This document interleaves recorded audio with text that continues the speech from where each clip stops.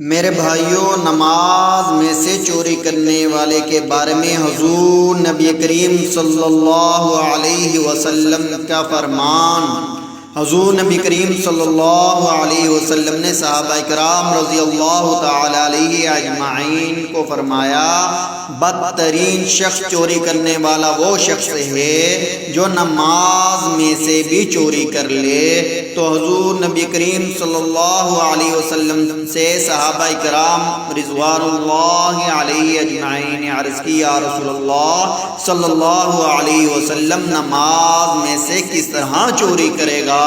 تو حضور نبی کریم صلی اللہ علیہ وسلم نے فرمایا، اس کا رکوع اور سجدہ اچھے طریقے سے نہ کرے۔ میرے بھائیوں، نماز آہستہ آہستہ پڑھنی چاہیے، رکوع اور سجدہ آہستہ آہستہ کرے، نہ کہ ٹکرے زمین سے مارے۔